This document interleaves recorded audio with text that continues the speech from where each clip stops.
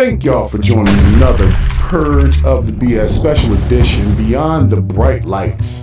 I am bringing you guys to a wonderful conversation that I was honored to have with Hollywood actress Yvette Freeman. So she starred in Broadway, and she's been in the New York production of Ain't Misbehaving. She was also nominated for the Obie Award back in 1998. Adams played on Nurse show ER. To this day, she was on the show Working with Fred Savage. She's played on Orange is the New Black on HBO.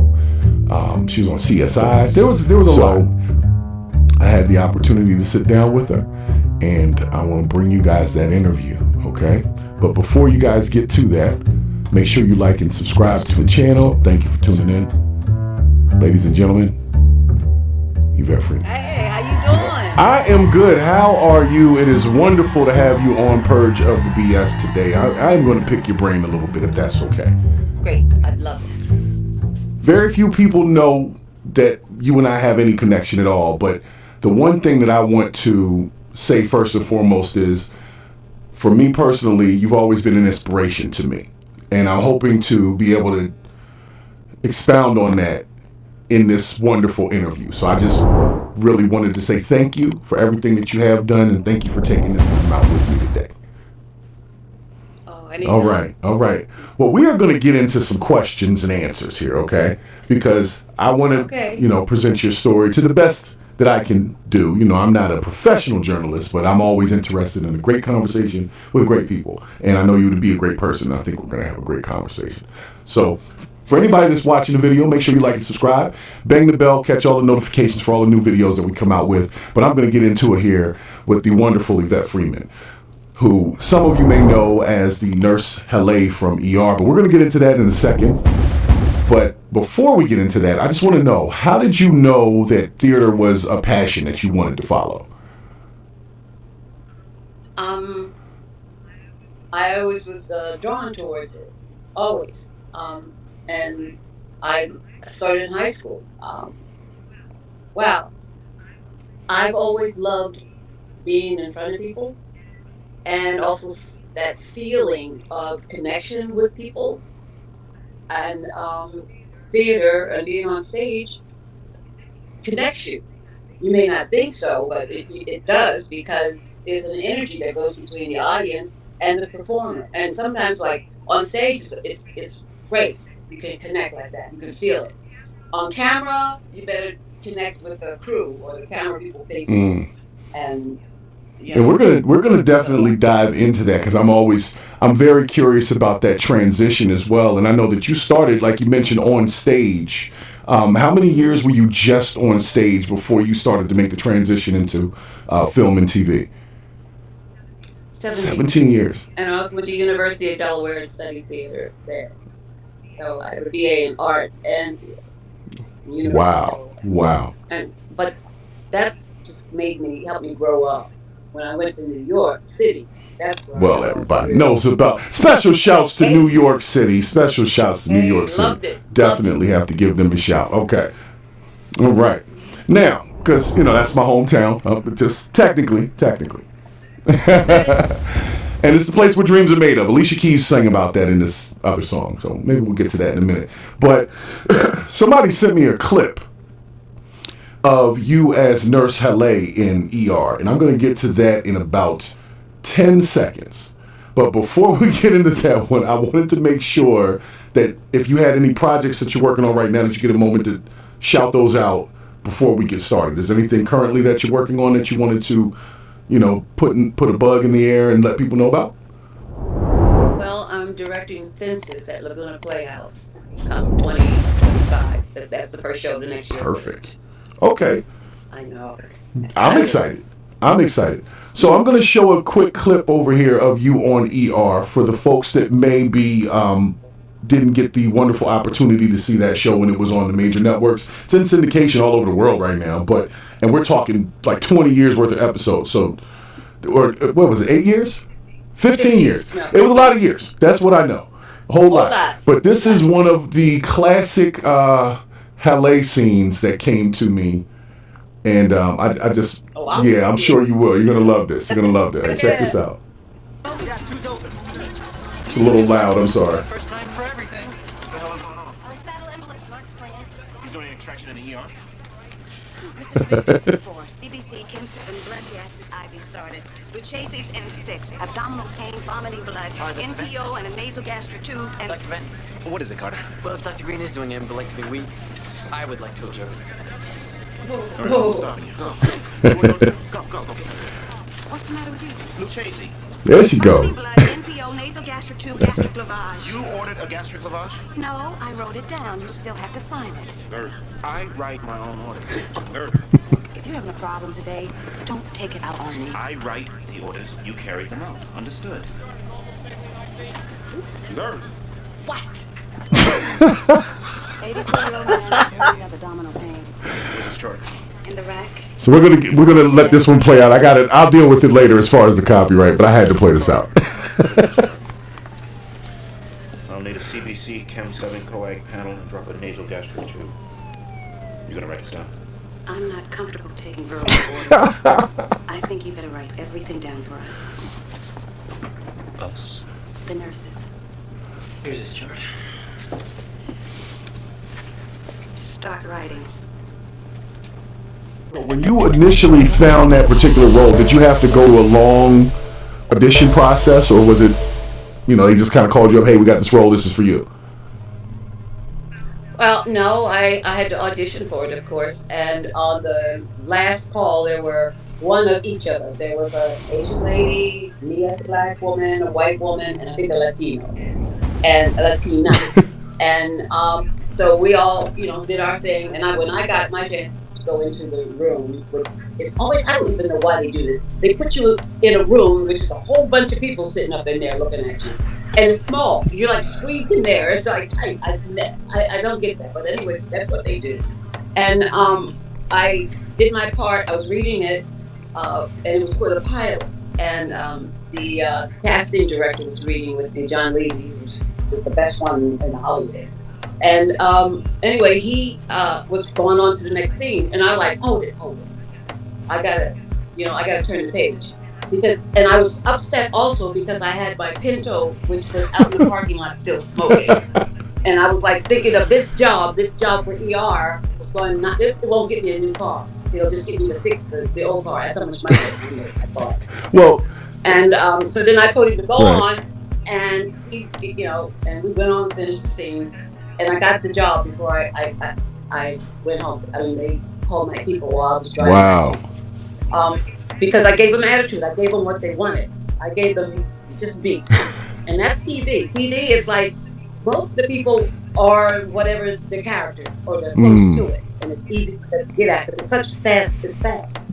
You get a script in one weekend and you're shooting it on Monday. Well, just, since you mentioned that, Eric LaSalle, who was in that clip, over the years in that show, he was nice, but he was kind of a jerk at the same time. And I don't know if that was really him or if it was like they told him to play on that a little bit. But I did always want to ask you, like, is he really kind of like? I don't want to. Don't get us in trouble. Don't get us in trouble. But is he? Yeah. No. He could play that part in his. He could play that part. In fact, he started playing the jerk in Coming to America. He was. Right. Oh, everybody knows that classic role. Right.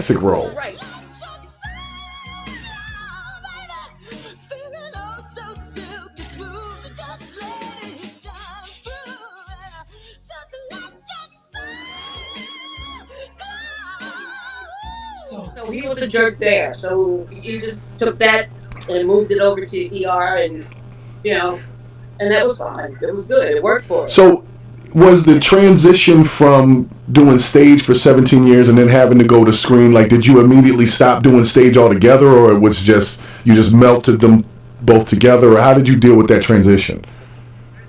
First off, I've never stopped. There you go. Stage. I like that. Okay? I love learning. I love teaching. I love getting that connection. And it's great. But when I came out here, I had a teacher, Bob Eldenstein, and he just told me a couple of quick things, to get me for the audition. Just pretend that people, when you're acting to them, they're no further than your hand in front of your face. That's how much energy. You don't go, wow, on stage. You can Right. You have to. Right. It's Right. all interior, and the camera can see your eyes lift up. It can see what you're thinking, because it magnifies it. I'm going to use that as a quote. The camera can see what you're thinking. That is really introspective. I like that quote. I like that. So, you started ER in, what was that, about 1990? Child, yeah, something like that. I can't remember. It's been so long ago. It's like I looked at that picture, that little clip you showed. I don't remember it. I said, "Oh, that girl's good." Ooh, I saw her. Yeah. But that was where it all started. And I just, to tell my own story about that, I remember viewing the pilot that you brought, before it had released on TV, but it was like the pilot on a VHS tape at Christmas or something like that. It was definitely a family gathering, might have been Thanksgiving.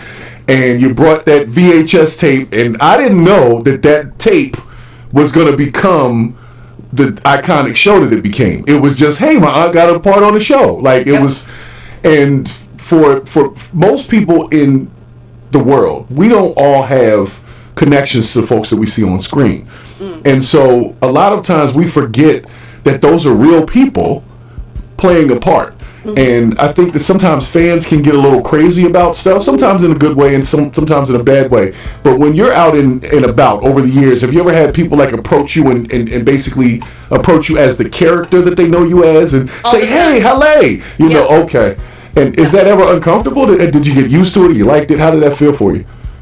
I enjoyed it, but I had to warn them. I can't do anything. You trust me as a nurse? You're gonna die. You know what? And that leads me to a really great question. Did they have to teach you, like, take you to a class or anything to learn certain terminology and what it actually meant so that it would make sense and context in the show? Yeah, that was the special thing about ER. If we had technical advisors, doctors, we had doctors writing the scripts and doctors showing us how to do the blood pressure test or a blood gash or a blah blah blah blah. And all those machines that we had, some of them were new stuff, and they taught us how to do that and different machines. And but the thing is, like in the beginning, at the end we got really fancy, and everything started being digital and digitized and stuff. And at the beginning, the heart. When somebody was doing something, we would be rocking the bed and pretending we're doing something, and somebody's underneath the bed, either pushing up some blood or something like gonna spurt up or whatever. It was great. It was such fun and craziness.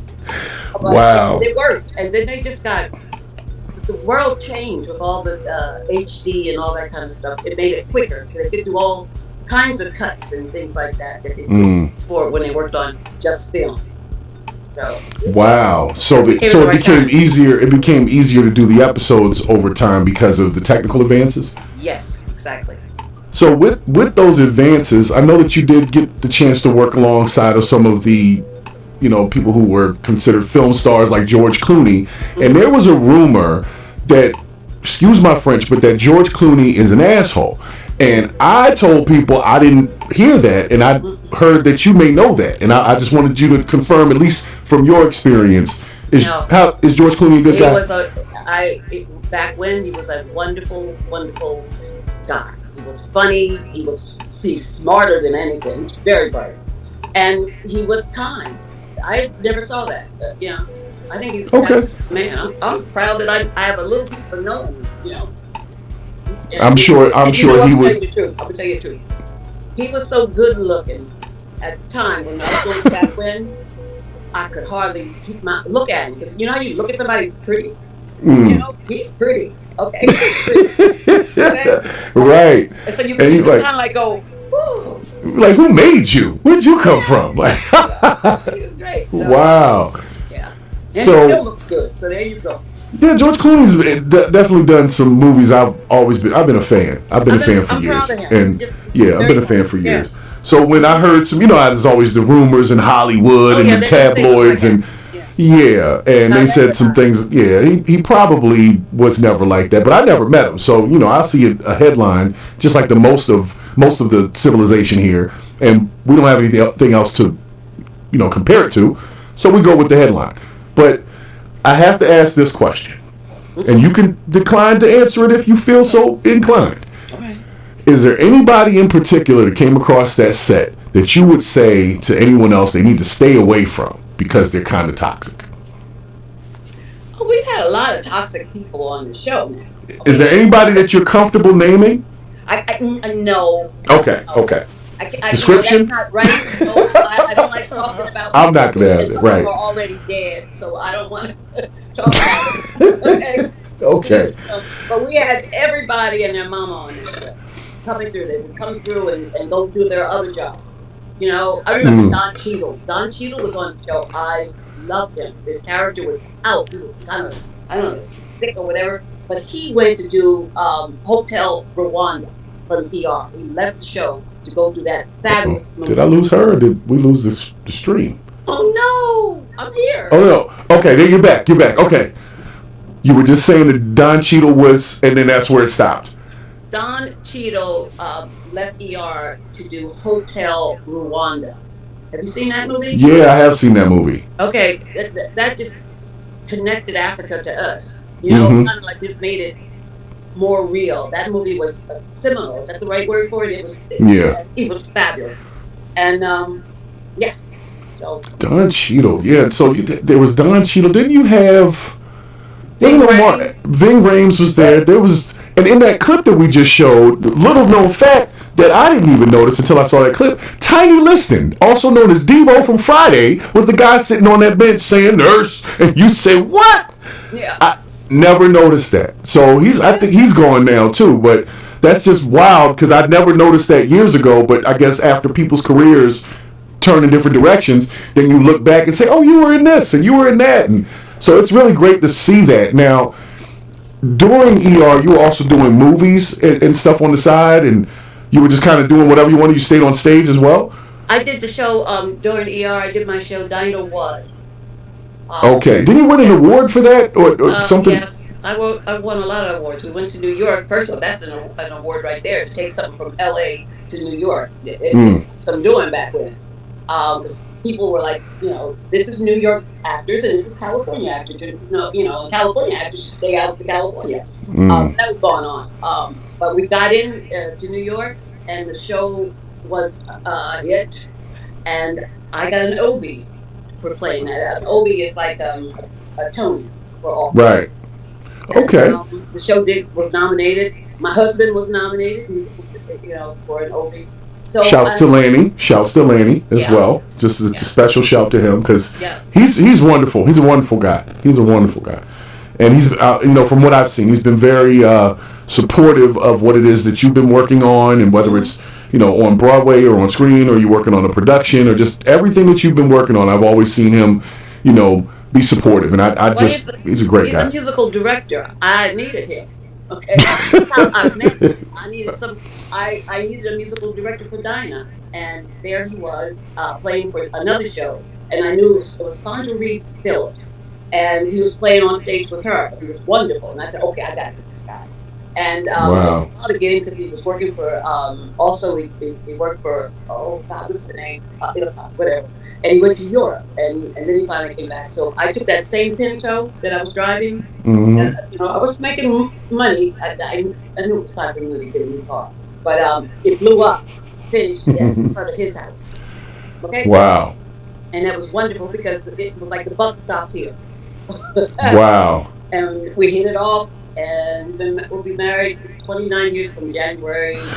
Considering the current industry standards, do you think that things have changed for the better? I mean, other than the technical standards, but I mean in terms of the level of talent that's necessary to become, I don't want to say known, but at least get some jobs or decent jobs in Hollywood. Do you think that the skill level has gone up or gone down? It's gone up. And also people that because of the technical stuff that's, blown up, the videos, and everybody can do it, and also by the business going elsewhere, moving to Atlanta and Carolinas and to New York, and all these places are now shooting films and doing things, and there's talent in each place. So now you don't have to go to Hollywood to become a star, or you don't have to go to New York or Hollywood. You can just stay home if you live in one of those big cities. And also you can just send in your tape your audition tape for some big job. If they like you, you could fly in and get the rest of that job. Mm. When it comes time, the last part of the audition for a big thing is usually coming in face to face. And did you ever turn down any roles over the years that may have, not been up your alley, or did you take any that you may have regretted taking now? No. It sounds like it. It sounds like you had a great time, honestly. No, it's not about, I struggle. I'm not saying the struggle wasn't always there. The struggle's still there. Right. But, you were always auditioning. You're always asking for a job. If and I had gotten to a certain kind of little level, and I thought I didn't have to work as hard. But you do. You got to keep working.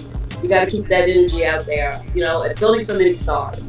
I'm a working actor, and that's fine. I get to do what I love to do, and I also get to do other things. Like I direct now. I'm an artist. I paint. I do other things, and I have lots of skills that I've developed over the years. And you better, don't stay on acting by itself. You better do a couple things. Well, speaking of doing some different things with acting, being that you're a Screen Actors Guild member, do you take place in the voting and everything for the larger events as well? So you have to do that every year, or you lose your membership, or is there do they change it up, or? The only way to lose your membership is stop paying the dues. Okay. Has anybody ever pitched you on votes? Like if they're trying to help somebody win, they're like, "Hey, you need to go in this direction," or no? They don't really think that much of it. I'm not that important. Okay, I'm just one of the little voters. Right. And I know there's stuff going on. And some things you look at and go, "How did that person get that award? That other person should have got it." We do that all the time. But that's in any business. Is there ever a time, because I'm not familiar with it as a process, but is there ever a time where they review somebody winning an award? Has it ever been taken away from them for anything other than a criminal charge or something that happens and they take it away for that reason, but a vote miscount or something? I haven't got a clue, babe. I couldn't tell you, because I don't pay that much attention to it. Especially now, I don't give a crap about all that stuff now. Right. I was in it. I was heavy in it, during that time that video and stuff was going on. It was I had a good time. All kinds of parties you're invited to, and you had a reason to dress up, and in fact, I still have some of those dress up clothes in my closet I gotta get rid of. But now, I'm just living my life. Whatever comes towards, I do it. If not, I don't. If I don't like it, I don't do it. I don't do the audition. I don't care. I mean, it's not that I don't care. It's just that I have the priorities. Right. You got some other things that that you're able to do. Yeah, that makes perfect sense. Mm-hmm. So, if you, like I said, a lot of us, we don't have any view behind the screen. I mean, it seems like there's a lot of people in acting, but it's not really that many. If you put it across how many actual people there are in the world, it's a very small percentage. So most of us don't get the view behind the scenes. But you mentioned earlier that a lot of folks play characters that are kind of close to their own personality already. Do you find that there's a lot of people who would be kind of, I would say, maybe embarrassed about how their real personalities are behind the screen versus when they actually say action? I remember a person having a breakdown on the show. Literally, they had to carry her out of bed. In fact, I haven't seen that actress in a long time. She was really good. And there's crazies. There's all kinds of stuff, But personally, I have been blessed. I've worked in good shows, and the ER people, they were pretty nice. They're not my best friends. I mean, like Ellen Crawford on ER, she's my buddy to this day. Okay, we're close till this day. We became friends in that show. And in ER, and to this day, 20 years, 25 years, gosh, it's a long time, 20, 30, oh my God. Has it been that long? Yes. You're about right. Yeah, that was the 90s. Yeah. Wow, when that started. So wow, that's crazy. Yeah. It just boggles my mind, all that happened, and I'm still talking about it, and it's still doing something, it's still running, and I still get a little residuals. Yeah, and that's good. That's amazing. Yeah. That's amazing. Yeah, and I'm basically retired. Right. I'm taking a nice pension, but I'm still working. I got a little movie I just did that I get killed in. I really enjoyed those. And Well, I remember a movie that happened in. It was a Children of the Corn movie. Yes, they killed me good in that one.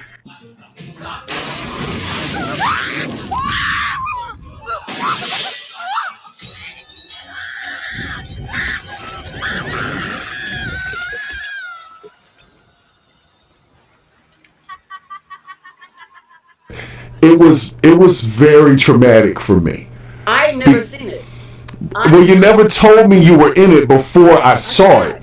Yeah. And when I was with friends. I was literally with some friends and it was on and we were watching. I was like, hey, there goes my aunt. By the time I could get enough people looking at the screen, they were killing you off in a very gruesome way. Yes. And I just was not ready for that. So that was literally, I want to call it a splinter moment for me. Oh, okay. Because it was the moment when I knew for a fact that what I was looking at was not real. Okay. You see what I'm saying? Like, people can say, oh, that's not real, wrestling's not real, this is not real, it's not real. But I knew for a fact that person did not have that happen to them. And it messed up horror movies for me after that. Now they became comedies. Yeah, you can ask my wife, I watch horror movies and I crack up at how fake stuff is. And like how good, oh, that was good. Like I'm looking at it more like a editing guy. Like, oh man, that was an amazing cut right there. Like, she's jumping off the walls. But I have to thank you for that moment. That was when I got past horror movies, was because I knew a person in the movie and that didn't happen. And it was like I was good from that. So it was a splintering moment for me. But in addition to that, after you left ER, you went on to do, after ER finished on regular TV, you went on to do a few other projects on like HBO and a few other things, right? I believe I have a clip of that. Orange is the New Black. Orange is the New Black. I did 2 years. We are doing something. We're gardening. I did not join this club to smuggle contraband or to shake people. I joined it to garden, to make things grow. I just want to enjoy the simple things. And you can. Well, we also went down to cornfield for sex. Fuck you. Not you. You're not one of the gardeners. You made it, baby. I love being in touch with the soil. How about I kill the bitch? Morning. I brought you some plants. You gonna grow them in here? No, these are few. Make sure everybody gets them. Yes, you better get back. Mm-hmm. I'm gonna pause that there for copyright purposes. But in addition to Orange is the New Black, we also have up here, you on CSI as well, right? Mm-hmm. Did they put you through a similar training of like what things are in CSI land, like what terms or all that? Because I know you were just like a witness to a crime in the clip, isn't that correct? I was a guest spot on that. I think I did 2 different CSIs. I don't even have one on tape. I was a guest star. And guest stars usually on those shows just help keep the story moving. So, yeah. Okay. All right. Well, let me run this one real quick. Like I said, I got to break them up because I checked with the Paramount people. I got to break this stuff up. Okay. So I'm so glad you let me play this through because I'm so enthused to have you on the show. That's marriage.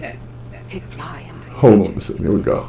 And poor Jared, he paid the price. Is that why Jared went into foster care?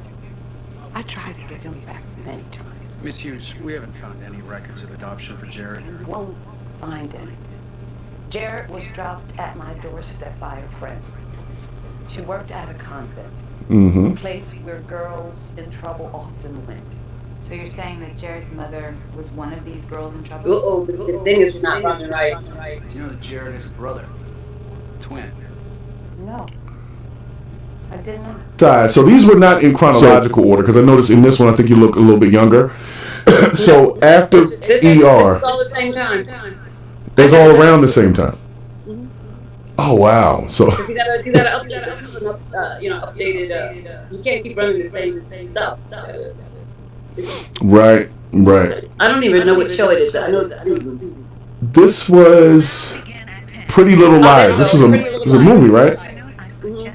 Yeah, that's a wig on go. Yeah. I am sure this happy gentleman over here would be glad to lend you his.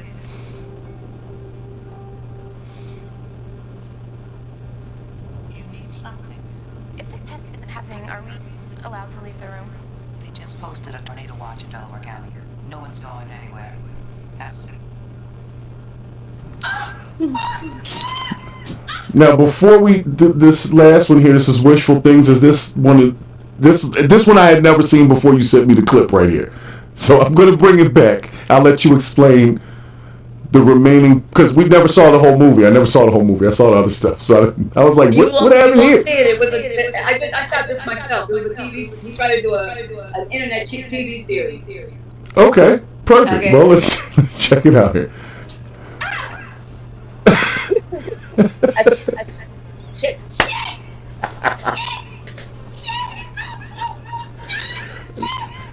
Okay, it's your suitcase like my homemade. It's our slow simmer vegetable. Oh, I didn't make money on that one. I'm watching you soup people. And I saw that one all the time. Yeah, it goes. Cheryl McLean.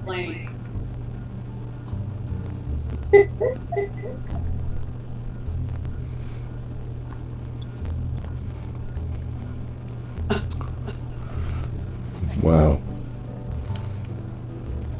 Out there. So, first of all, thank you for allowing me to show those clips. I know I'll be dealing with some copyright issues a little bit with YouTube, but that's how they do. Once I get, nonetheless, I wanted to ask: are you a fan of any of the current day actors and actresses? Like, really, that you really like their work? Oh yeah, I mean, like I'm a definite Denzel Washington. Well, of course, Denzel. Everybody likes Denzel. Yeah, everybody. Why is that? Because he's a good actor and he's likable, and I'm just proud of it. He started on St. Elsewhere. He started on the TV. Right. I remember that. That when he was much younger. Right. Wow. So he's directing. He's doing, other things. As you age, you spread out. He's doing great stuff. And his son is fabulous. Right. His son's doing some pretty good work too. I've seen a few of his movies. Yeah. And he actually sounds just like Denzel. If you close your eyes, it sounds like the same person. But if you open your eyes, you're like, oh, that's his son. That's pretty cool. And that's good to see that, his son is also in acting, but not in scandals. If that makes sense. Like, Denzel's not known for being part of scandals. Oh yeah, right.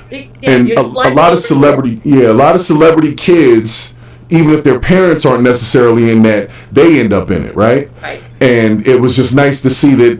Obviously, he's not passing on any curses. It seems like he's got he seems like he's really doing a good job with family. He didn't start here. He started in Europe working. So he did not use Daddy's name. He came through and you go, who's that? Oh, he's great. And then you find out. And that was smart. I think that was good because it allowed him to kind of build his own space first, and nobody can say, "Oh, you were just getting that part because you're Denzel's son." Yeah, I'm not going to keep you on too much longer, but I do have a question regarding the recent. And I hate to jump into the political climate, but I don't necessarily want to have a political conversation. I was just wondering if you feel that celebrities should offer political advice to the viewing public. Sure, or if they especially should when one of the president's running, he's acting like he's an actor. It was Apprentice. He had his show. You know what? Celebrities, they have a right to voice what they love and what they go for. Why not? I mean, why shut your mouth? Go and help the person make it. If there was anything that you could change about the current industry when it comes to acting, in Hollywood, if there was anything that you could change, is there anything that you would change about how things are set up out there, contracts or anything like that? No. As far as the contracts go, I'm dizzy on that one. I'll go and I'll protest or march with the union. I believe in union for everything. Union. That's the only way you're going to get taken care of. Because, trust the corporates to take care of your own. Right. And that's in any field these days. That's everywhere. Right? They on the bottom line. Money's the bottom line. Okay, period. Not true.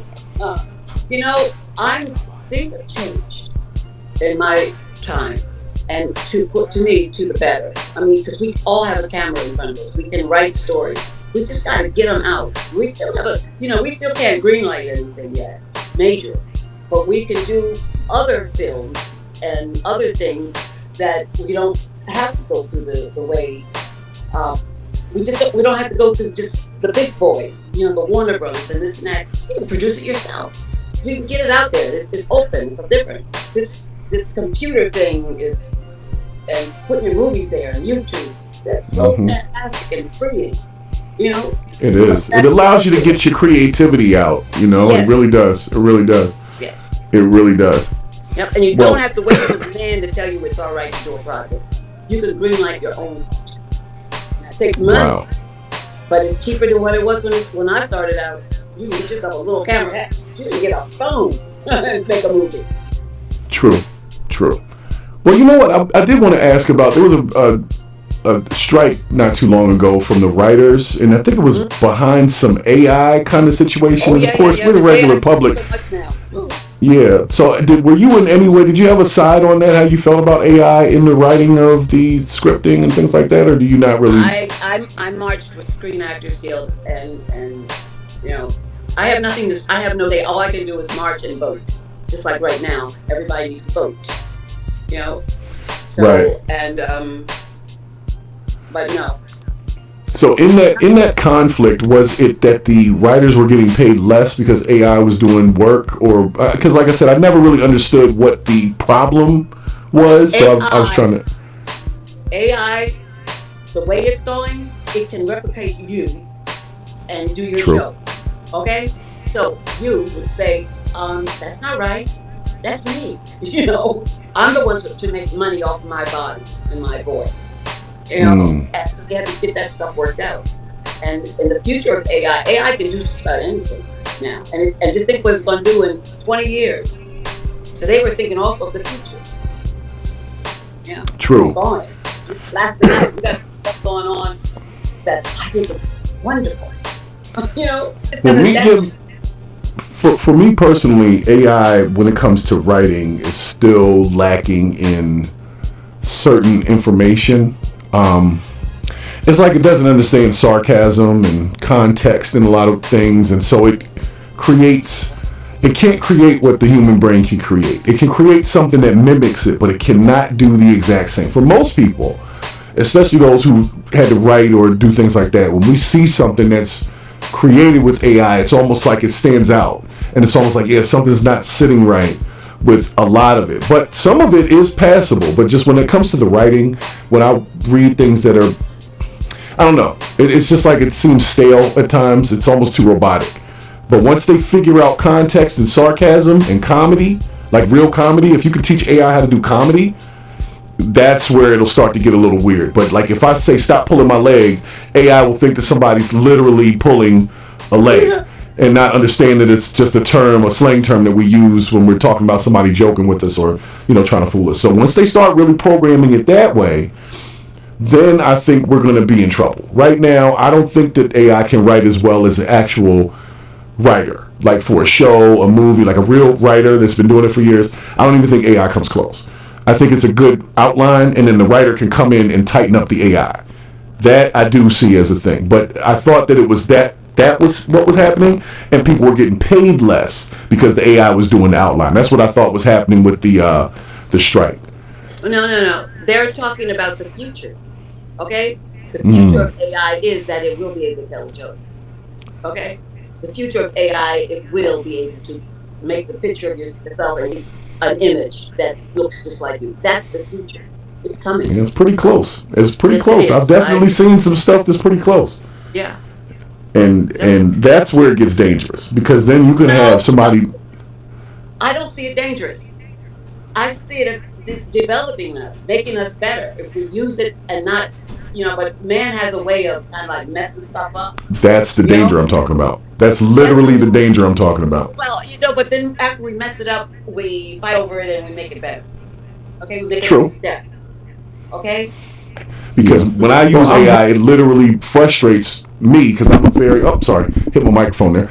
I'm very creative and I like to utilize certain repetition and certain rhyme, and I'm all in it, and I can't get the AI to do that. I can't get it to replicate what I would say. I can get it to say something.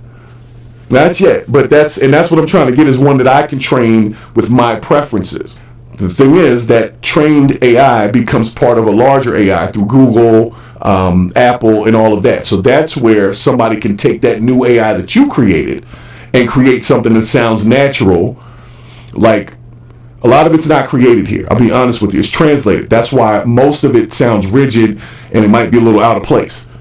If you start having people like me train the AI, then the AI will start speaking slang. It'll sound natural.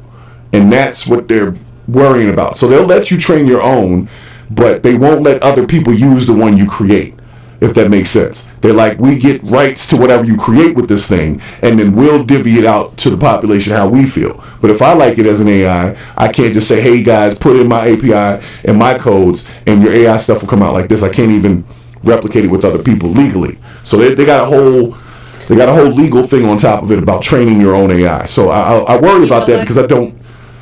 Here's what you invest in: AI.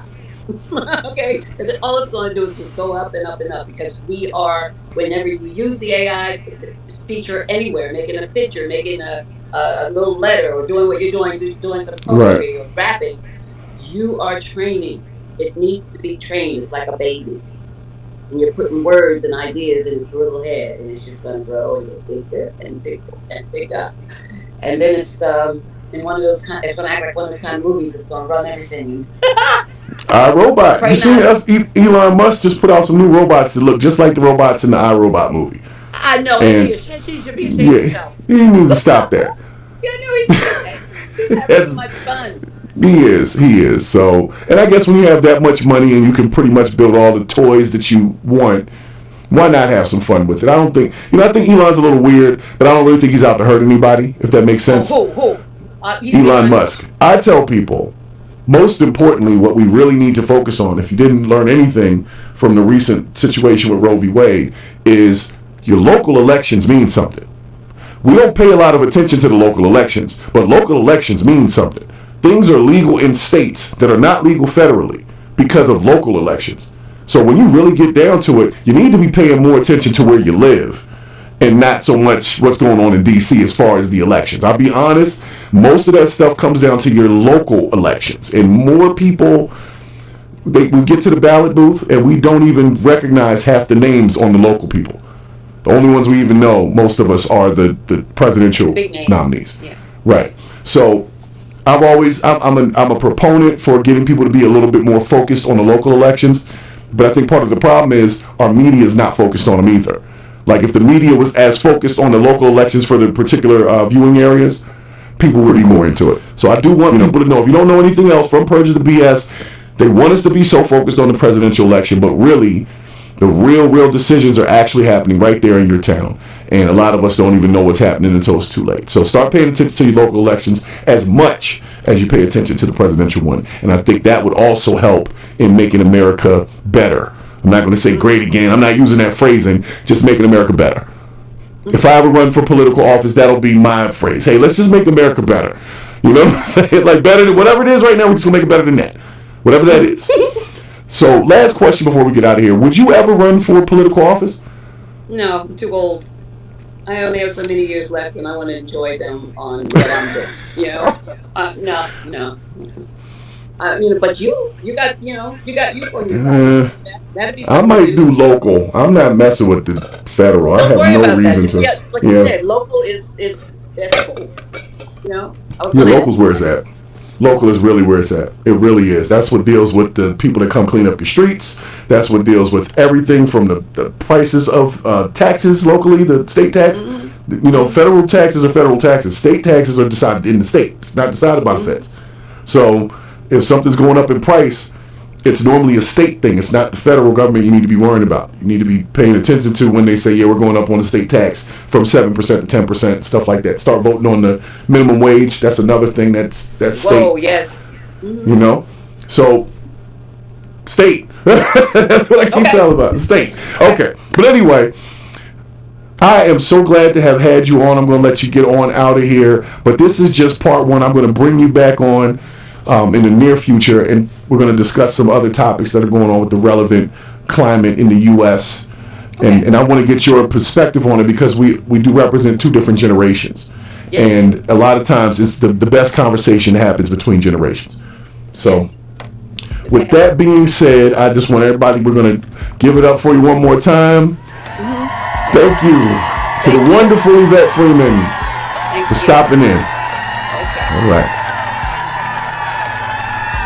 All right, thanks everybody for tuning in to this wonderful Purge of the BS. We had the wonderful guest, Yvette Freeman, on here. You guys make sure you hit that like, subscribe, and tune into the next video. We'll be back.